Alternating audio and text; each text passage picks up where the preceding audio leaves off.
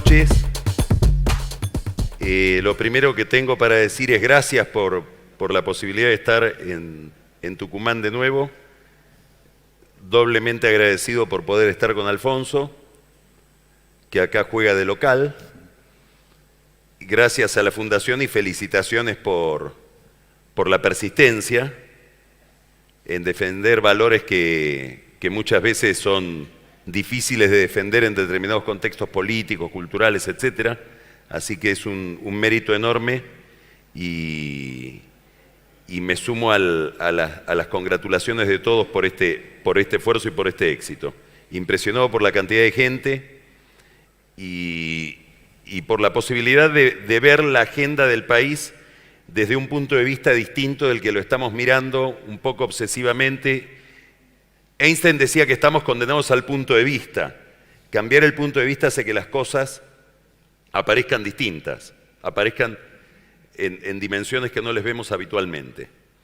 Y esa es una posibilidad que nos da salir del microclima de la capital federal. Así que estoy muy contento de estar acá y como les decía, muy agradecido. Lo que habíamos pensado con Alfonso es que yo hiciera una introducción muy breve, voy a tratar de ser muy breve y muy general, y después me voy a permitir yo ingresar en uno de los placeres que me da la profesión, que es entrevistarlo a Alfonso. Hay un libro chiquito, de tal vez el que fue, aprovecho el Día del Historiador para recordarlo, el máximo historiador de la Argentina, que es Tulio Alperín Dongui, una especie de Borges de la historiografía, una mente brillante, que tiene un título que hay que leerlo con precisión. El título es La larga agonía de la Argentina peronista. Él había escrito un ensayo en el año 61 que se llamaba Argentina en el callejón. Ese título podría servir para décadas enteras. Hoy podría ser un gran título, Argentina en el callejón. Y 30 años después hace como una especie de actualización de esa reflexión que lo titula, como les decía, La larga agonía no del peronismo, de la Argentina peronista. Es decir, de la Argentina que se formó a mediados de los 40, en un contexto histórico muy particular. La tesis de Alperín, si tuviera que resumirla, es la siguiente. Se produjo en ese momento una especie de revolución social objetiva, donde la participación de los asalariados en el producto era de casi el 50%. Eso se dio en condiciones absolutamente excepcionales. El único que tuvo presente la excepcionalidad de esas condiciones fue Perón, que veía, a diferencia de muchos otros, que su modelo ya estaba agotado en el año 52. Y Alperín sostiene un poco irónicamente, el gran error fue haberlo volteado a Perón. Porque el corte abrupto de esa experiencia que se estaba degradando llevó a que todos los gobiernos que siguieron, inclusive el propio Perón, tuvieran la fantasía de que esa experiencia era reproducible en un contexto que ya no era el mismo. Él escribe ese libro, como les decía, 30 años después del 61, es decir, en el 91, y está mirando al menemismo. Está viendo cómo Menem, desde adentro de la maquinaria peronista, desmonta esa maquinaria.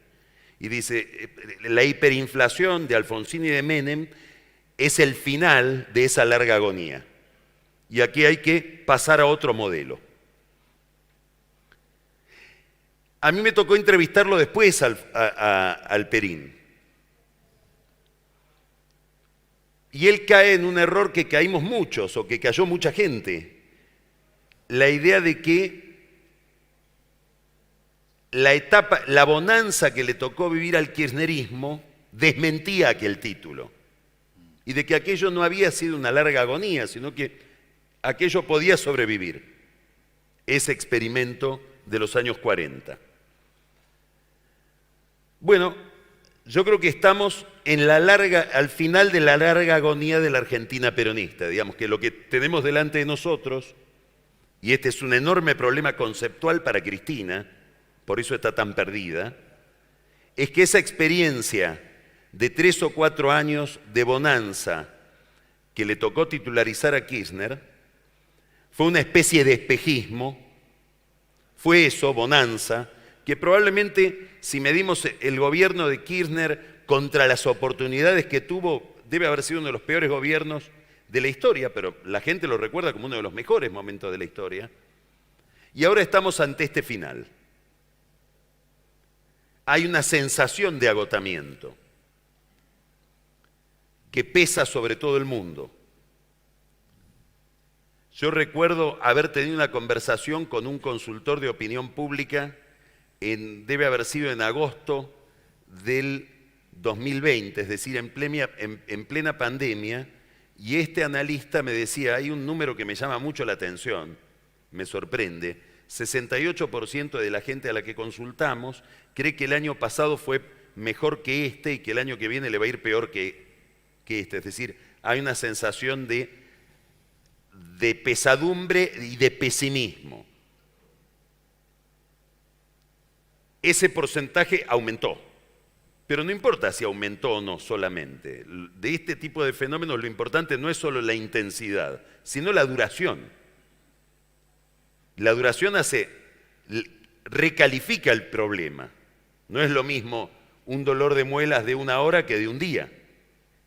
Y nosotros ya venimos en un estancamiento, que le vamos a preguntar después a Alfonso cuánto dura, agravado porque son como una especie de cajas chinas, una crisis dentro de otra.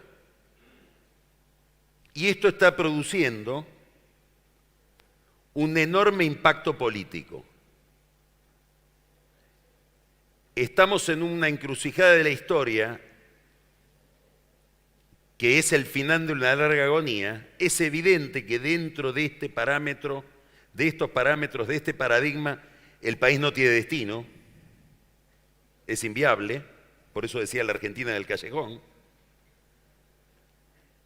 Pero ese desafío, o esos desafíos, nos encuentran en medio de una gran crisis política. La manifestación más importante de esa crisis política es que las elecciones del año pasado, las primarias, fueron las elecciones con mayor nivel de abstención de la historia de la democracia desde el 83 hasta la fecha. Es decir, superan a la del 2001, que ya nos habían impresionado. Las segundas en el ranking son las generales del año pasado, es decir, las de noviembre. Hay también una masa muy importante e inquietante de voto en blanco, es decir, gente que le quita el cuerpo al sistema. Además hay un proceso de radicalización, que es un proceso que lo vemos en todo Occidente. Hacia la izquierda trotskista, que es un fenómeno raro, se da en pocos lugares del mundo, duplicó su nivel de votos en la provincia de Buenos Aires. Acá en el norte es un fenómeno impactante, 20% en Jujuy. En Jujuy había, como ustedes saben, 3 diputados en cuestión, uno se lo llevó el gobierno de Morales, el otro se lo llevó el kirchnerismo y el tercero el trotskismo. Ustedes pueden decir, bueno, pero lo que pasa en la provincia de Buenos Aires o en la capital federal o en otros lugares donde duplicó el nivel de votos es muy pequeño. Sigue siendo una proporción muy pequeña. Sí, pero tiene un impacto enorme sobre un sector de la política, sobre las organizaciones sociales, sobre los sindicatos, sobre todo en los sindicatos industriales, en los sindicatos del Estado, especialmente el sindicato de maestros. Entonces, algo que a nivel global puede ser insignificante o ser considerado insignificante, cualitativamente es muy importante en un sector de la política que es el que mira el kirchnerismo. Es decir, a Cristina Kirchner y a Máximo Kirchner no les resulta para nada indiferente el avance de esta izquierda que los interpela a ellos, que le habla a su electorado con un lenguaje mucho más claro que el que les hablan ellos y que producen mucha movilización y desafío en instituciones, en organizaciones que son dominadas por el kirchnerismo. Entonces genera un ruido que nosotros a lo mejor no escuchamos del todo, pero que ellos sí escuchan. ¿Y esto qué produce? Una crisis en ese grupo, en el oficialismo. La radicalización, el voto que fuga hacia la izquierda afecta al extremo. Y hace que Cristina se quiera diferenciar de Alberto Fernández y le quiera hablar al público de ella cada vez más parecido a los otros. Esto pasa también hacia la derecha. Es decir, empieza a haber una cantidad de gente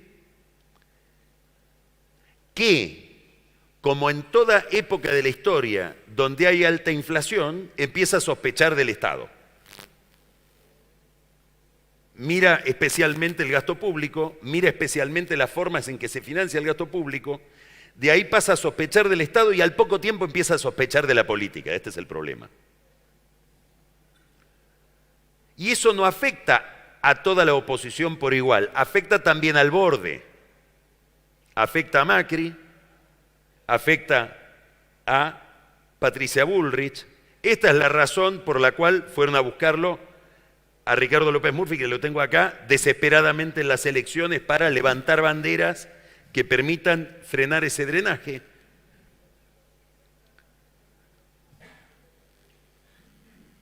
Y esto también introduce una discusión en la oposición.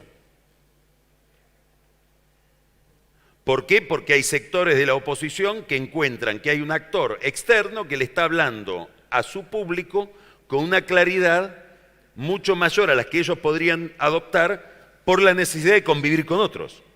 Entonces empieza a aparecer una pregunta en esa gente, eminentemente en Macri, respecto de la conveniencia de estar con otros, que me obligan a hacer concesiones discursivas, que me resultan especialmente inquietantes, porque los votos que se están yendo son los míos, no son los de los radicales, no son los de Carrió. Y acá nos encontramos con un problema, a mi juicio, muy importante de la oposición, que es el siguiente. El principal actor de la oposición, que es Juntos por el Cambio, nace en el año 2015, en la primera mitad del 2015, en un contexto que hay que reconstruir. Eran movilizaciones de gente, en general de clase media, que ya no pedían que se vayan todos, pedían que aparezca alguien, frente a un oficialismo que amenazaba con rasgos cada vez más autoritarios. Cada vez más, acá está el punto, antiliberales, en un sentido amplio de la palabra liberal, no en un sentido economicista. Es decir, ataque a la independencia del Poder Judicial, la ley de democratización de la justicia, ataque a la libertad de prensa, la ley de medios, y ataque a la propiedad privada, la estatización de YPF. Son tres hechos que caracterizan ese momento del kirchnerismo. El momento estatizante, ya no intervencionista, sino estatista en sentido pleno.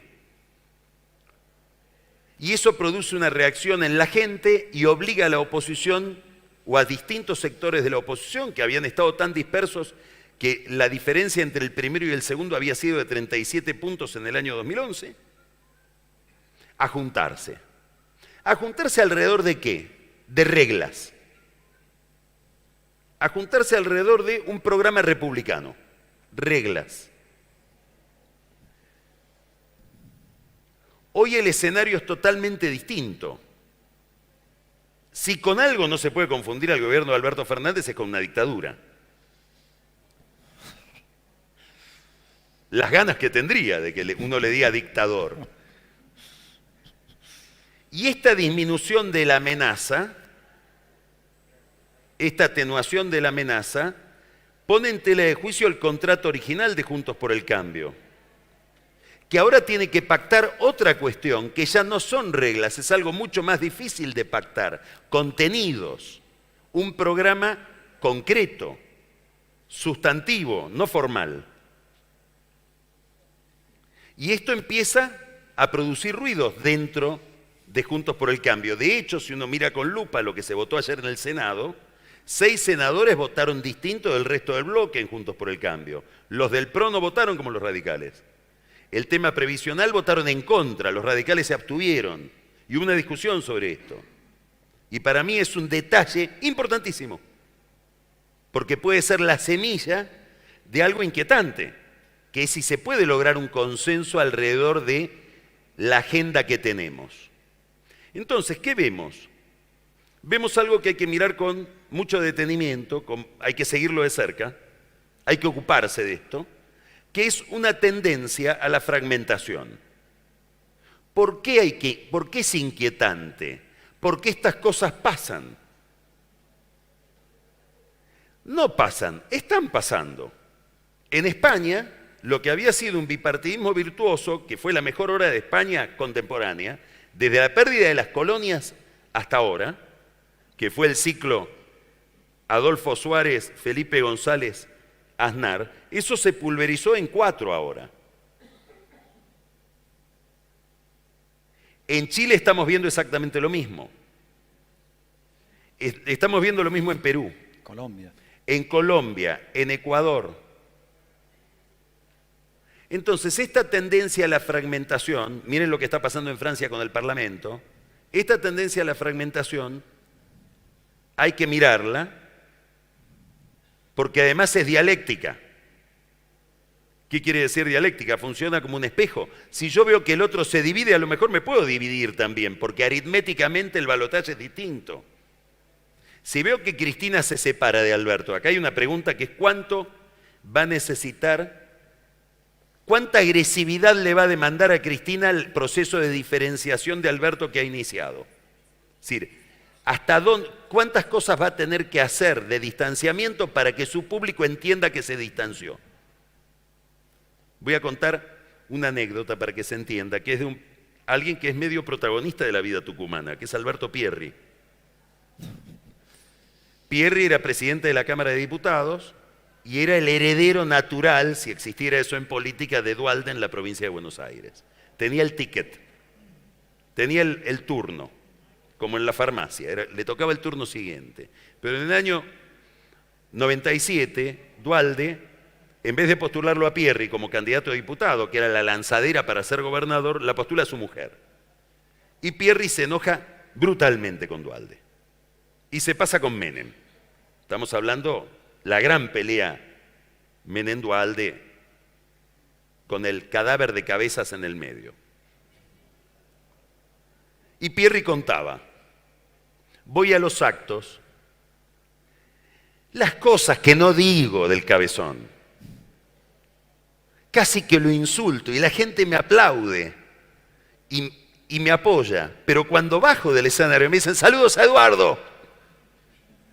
Claro, había estado tanto al lado de Eduardo que desacoplar eso en la cabeza de la gente era muy difícil. Ese es el problema que tiene Cristina.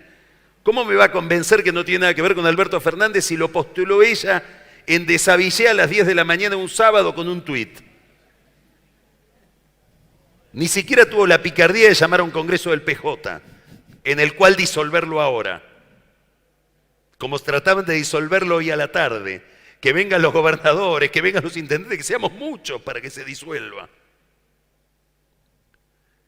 Y lo mismo puede pasar del otro lado, porque si yo veo que esto se quiebra, y Macri no puede tener la fantasía de decir, bueno, si hago el cálculo, a lo mejor con 25, 27, 28 llego, que es la fantasía que tuvo Boric, y llegó.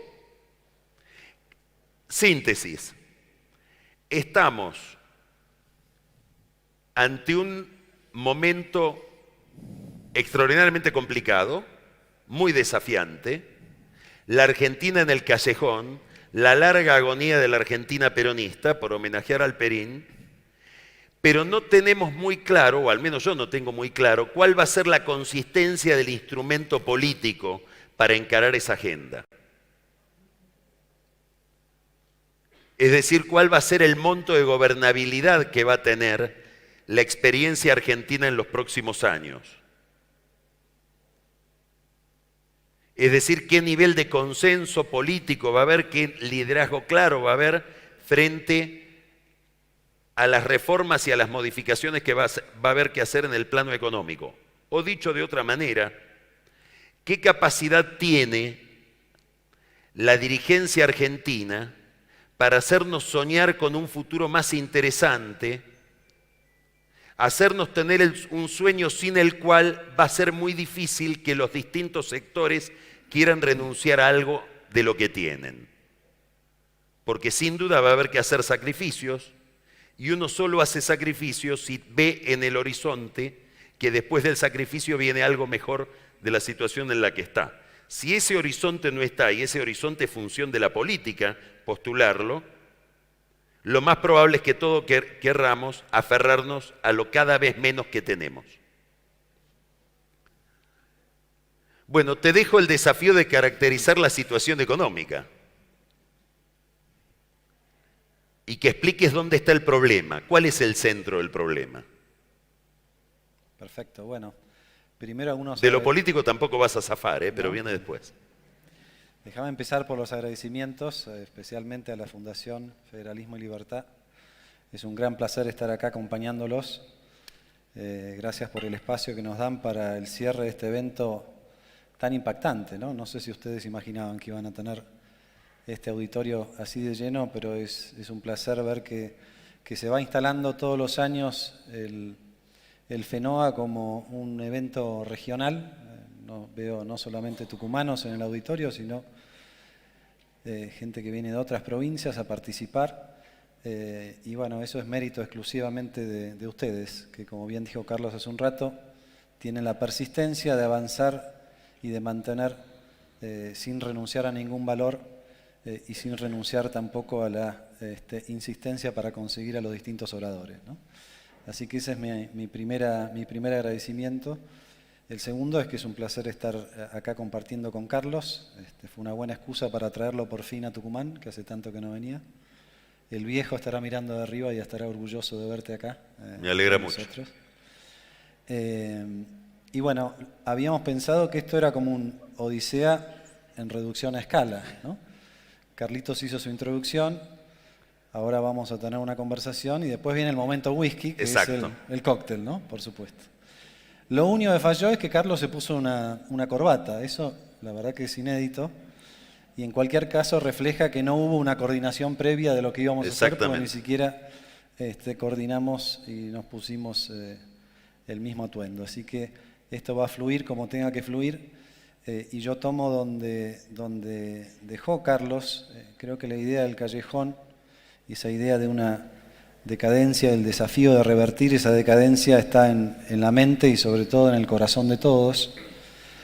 Creo que hay una dimensión que hay que agregar a lo que, Alperindongui no pudo ver, que fue la gestión, fundamentalmente la gestión de Cristina Kirchner, porque ella es la que inaugura lo que hoy conocemos como populismo económico, ¿no?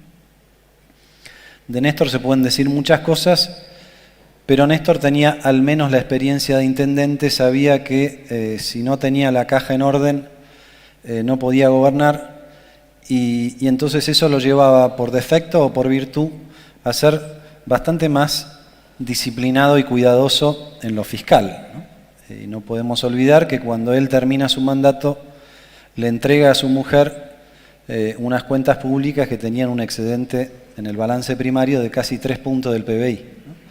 Su mujer toma eso y entrega -5, -6, ¿no? Entonces yo creo que compiten los dos por el peor gobierno de la historia, teniendo en cuenta el punto de partida de Cristina, ¿no? Y la otra cuestión, y la quiero mencionar para completar tu diagnóstico y porque hace a la descripción que voy a hacer ahora de lo que entendemos como populismo económico.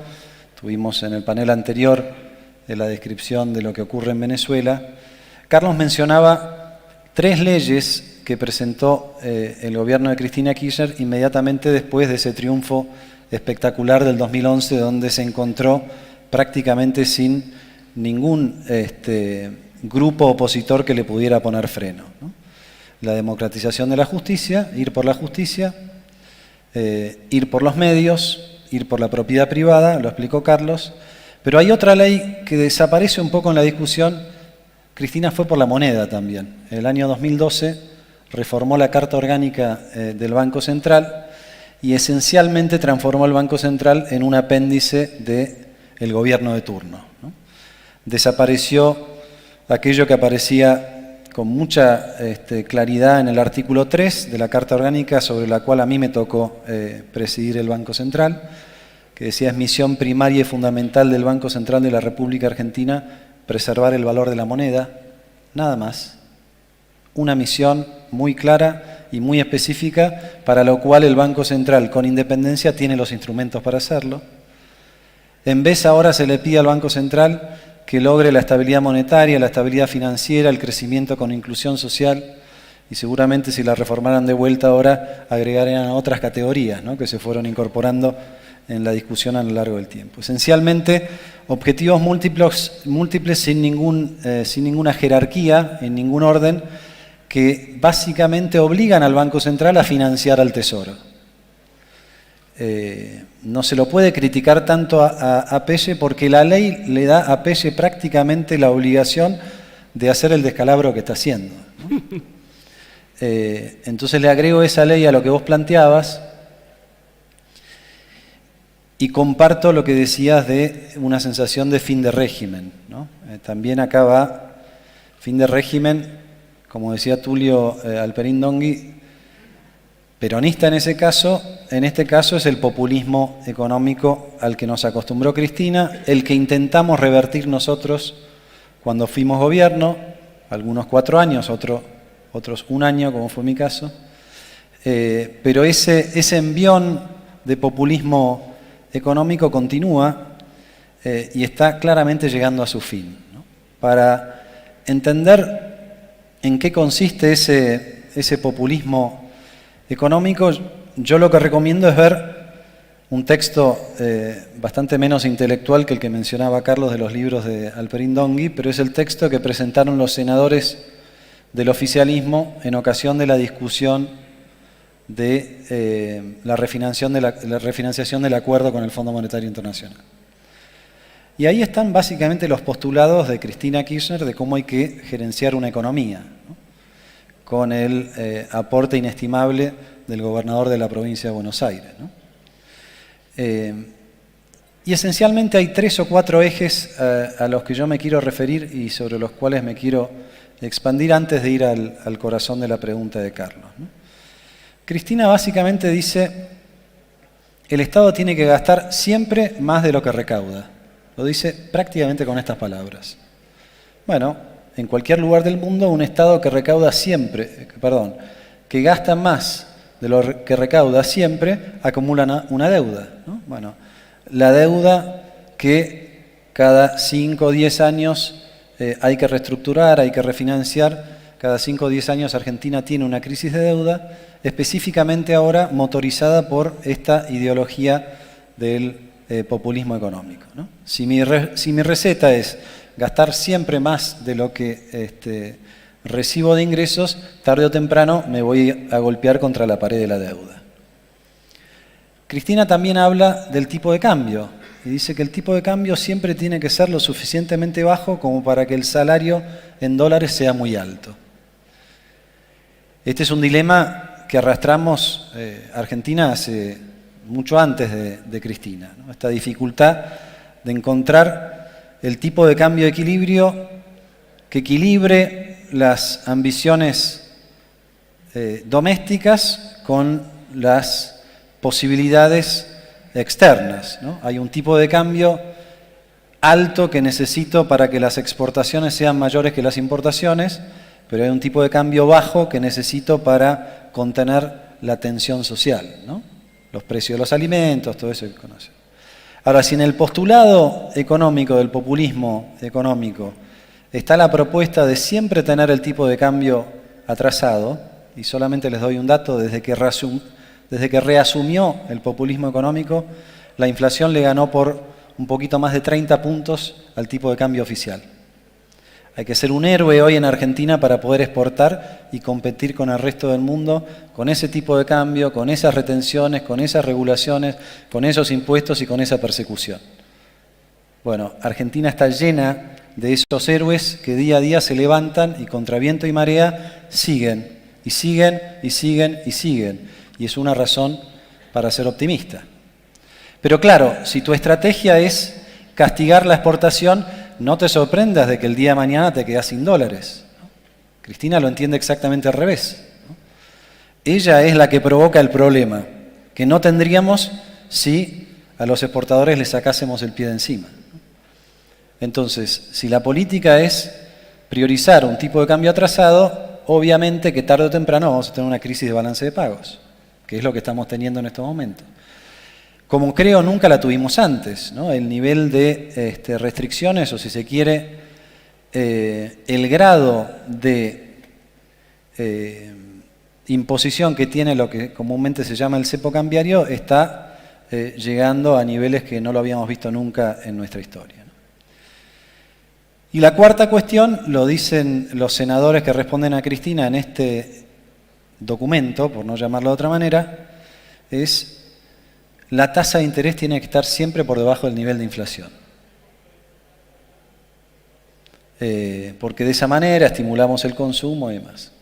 Si la tasa de interés no te compensa la inflación, no hay ninguna razón para ahorrar, lógicamente, porque si yo hago un depósito en un plazo fijo en el banco y lo vuelvo a buscar a los 3 meses, al mes, a los 6 meses, y con lo que retiro compro menos bienes de los que hubiera comprado si los compraba en el inicio, entonces esencialmente es un castigo al ahorro. Una sociedad que no ahorra, no prevé, no invierte. Una sociedad que no invierte, no crece, no se desarrolla, no provoca un aumento del empleo. Entonces, tenemos en la mismísima concepción del modelo económico de Cristina Kirchner la semilla de su autodestrucción, ¿no? Y yo creo que es efectivamente lo que estamos viendo en estos momentos, y la discusión interna que tiene la coalición de gobierno es, yo diría casi una discusión acerca de quién representa mejor el modelo que va a fracasar, ¿no? Y por eso es tan compleja la descripción que vos hacías antes, Carlos. Me preocupa mucho la fragmentación política a la que hacías referencia, y en particular la potencial fragmentación de nuestro espacio, porque como hemos dicho y vamos a decir seguramente a lo largo de los próximos minutos, no hay salida sin un gran acuerdo nacional o sin un gobierno que por lo menos tenga mayorías en las cámaras para poder avanzar con las reformas estructurales que exige el momento tan delicado en el que estamos.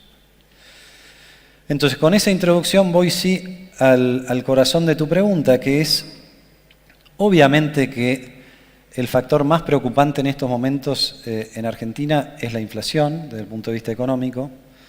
Es preocupante por la dinámica, es preocupante por el nivel y es preocupante por la despreocupación que ofrece el gobierno respecto de posibles soluciones, ¿no? Y también es preocupante porque puede ser un detonante de algo que este gobierno quizás no pueda manejar, que es la tensión social en la calle, que ha sido siempre el aspecto más fuerte del peronismo, ¿no? Entonces, yo diría que el problema central que tiene hoy Argentina lo tiene hace mucho tiempo, lo va a seguir teniendo mientras el Banco Central sea un apéndice del gobierno. Obviamente que no alcanza con eso nomás, pero es un punto elemental. Si nosotros miramos los últimos 20 años de Argentina, el único momento en que el presidente del Banco Central no era amigo íntimo del presidente de la Nación fue en el año 2003-2004, cuando estábamos nosotros en el Banco Central. A mí me ofrece Duhalde la presidencia del Banco Central el mismo día que me conocía, vale decir, no me conocía, y sin conocerme me ofreció a mí, un desconocido, valga el juego de palabras, algo tan importante como el Banco Central, ¿no? Esa experiencia terminó, vinieron otras, incluso durante la gestión de Cambiemos, los tres presidentes del Banco Central, sobre todo los dos primeros, fueron amigos encarnados de Mauricio Macri. Yo creo que ahí hay que buscar una de las razones por las cuales la confianza en el peso nunca se recuperó a lo largo de esos 4 años, ¿no? Porque los argentinos tenemos esa experiencia, tenemos esa gimnasia de saber leer, y no hace falta tener doctorados para entender que si el que pusieron en el banco, si el que tiene poder sobre la máquina de hacer billetes es el mejor amigo del presidente de la Nación, y ya sabemos lo que va a pasar, ¿no? Entonces, la inflación yo creo que hoy es el problema que marca toda la agenda económica y política, pero creo que el gobierno lo está viendo desde otro prisma, como decías vos, desde otro ángulo. El gobierno lo está viendo, como lo hubiera mirado Néstor también, desde la caja, y la caja hoy son las reservas del Banco Central, ¿no? Y vemos que todas las decisiones de política económica en estos momentos están básicamente signadas por la urgencia de un Banco Central que literalmente se quedó sin reservas. En la acepción habitual del término reservas, si ustedes imaginan, bueno, yo me reservo esto, bueno, lo que me reservo es lo que no le debo a nadie, es mío, lo guardo para una contingencia. Si aplicamos ese concepto a lo que comúnmente se denomina reservas internacionales del Banco Central, ya no hay reservas, porque todos los dólares que tiene el Banco Central se los debe a los ahorristas que depositaron esos dólares en un banco y que terminaron en el Banco Central. ¿Qué quiero decir con esto? Que si yo miro el activo del Banco Central y le saco los yuanes, le saco el oro, le saco los derechos especiales de giro, los yuanes y los derechos especiales de giro se los debemos a otros organismos, ¿no? Al Banco Central de China, al Fondo Monetario Internacional. Entonces me quedo con los dólares, que además son los dólares efectivos para intervenir. Ese monto de dólares no alcanza a compensar los encajes bancarios en dólares que tiene el Banco Central en su pasivo. Esencialmente lo que quiero decir es que ya entraron en zona de riesgo donde están usando los ahorros que los argentinos tienen en los bancos comerciales, ¿no? Entonces yo diría que esas son las dos dimensiones que más marcan la cancha en lo político y en lo económico, Carlos, y en esta semana hemos visto cómo el gobierno opera sobre esa urgencia, el Banco Central opera sobre esa urgencia, obviamente que sin ninguna independencia, porque el presidente de la Nación o el ministro de Economía anuncia lo que va a anunciar el Banco Central, ¿no? Se perdió por completo esa independencia institucional. Y retomo algo que dijiste vos y algo que dijo Jimena Latorre hace un rato. Sin